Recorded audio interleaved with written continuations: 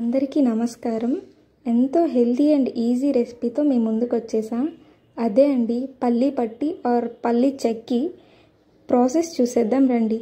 దీనికోసం నేను 2 kg పల్లి తీసుకున్నా. కొంచెంగా తీసుకొని దోరగా వేయించుకోవాలి. మీడియం ఫ్లేమ్లో పెట్టుకొని దగ్గరుండి వేయించటం వల్ల అన్ని సైడ్స్ బాగా వేగుతుంది, లేదంటే ఒక్క సైడే మాడిపోతుంది. పల్లి స్టోరింగ్ కూడా బాగుంటుంది ఇలా వేయించడం వల్ల, ఎక్కువ రోజులు నిల్వ వస్తుంది.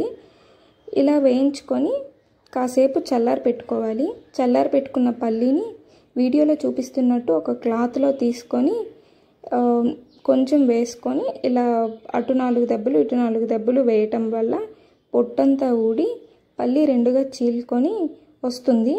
మనం చేత్తో తీయడం వల్ల ఎంత ఎక్కువ చేయడం మన చేయి కమిలిపోతుంది. ఇది మా నానమ్మ చిట్కా, ట్రై చేసి చూడండి. చాలా సింపుల్గా అయిపోతుంది. ఇలా వస్తుంది. 2 kg పల్లీకి 1.5 kg బెల్లం తీసుకోవాలి. తీసుకొని ముక్కలుగా చేసి ఒక తప్పెల్లో మరిగించుకోవాలి. బాగా మరిగి ముదురు పాకం వచ్చేంత వరకు దీన్ని తిప్పాలి.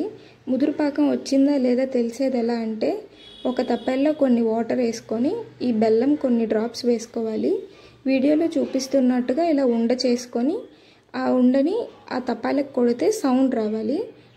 అండ్ చేతికి అంటకూడదు, తపాలకు కూడా అంటకూడదు. అప్పుడే మనకి ముదురు పాకం వచ్చినట్టు.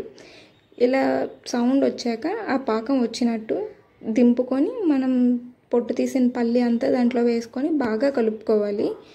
కలుపుకున్న పల్లి ముద్ద ఈ బెల్లాన్ని ఒక సిల్వర్ ప్లేట్కి మొత్తం గీ బాగా రాసుకొని ఆ ప్లేట్లోకి ట్రాన్స్ఫర్ చేసుకోవాలి.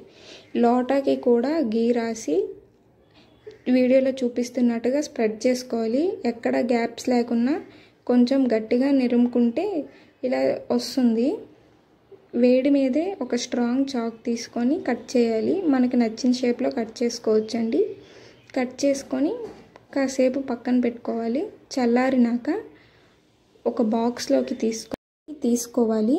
బాక్స్ షేప్లో కవర్ని కట్ చేసుకొని లేయర్స్గా పెట్టుకోవాలి. సో దట్ లాస్ట్ లేయర్ వరకు టేస్ట్ సేమ్గానే ఉంటుంది, పాడైపోకుండా. వీడియో నచ్చితే లైక్ చేయండి, మన ఛానల్ని సబ్స్క్రైబ్ చేసుకోండి. Bye bye.